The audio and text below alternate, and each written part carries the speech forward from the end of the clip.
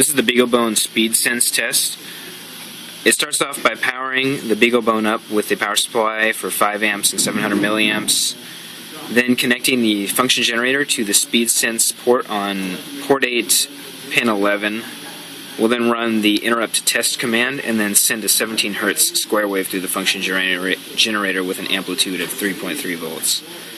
The program will respond with the period of the generated inputs. We're going to note this value and then increase the amplitude of the wave by 5%, and then note the period again and then decrease the amplitude by 5% and check that period one more time. To pass the test, the period should be within 5% of 17 Hertz or roughly 58 milliseconds in steps 5, 6, and 7. So you can see here I've already powered the BeagleBone up right there to the 5-volt rail, and it's connected to a function generator that's outputting 3.3 volts at 17 Hertz, and that's going into the speed sense pin right there. So I'll run the test, and it's got a running average, so it takes a second to lock in here as it gets enough readings, and you'll notice it'll snap right onto 16.87 Hertz and 59.283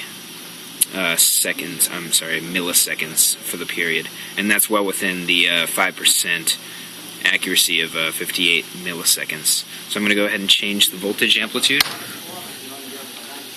So the amplitude 3.13 for the low end. Okay, so that's 3.13 volts, and the running average, and we haven't changed. It's nearly exactly the same. That's 59.283 milliseconds. So let's go to the high end of the range here and do 3.465. 3.465 volts. Okay. And the frequency, rock solid, 59.283 milliseconds still, right in the middle of the range. That's about 0.7% away from the nominal 17 Hertz.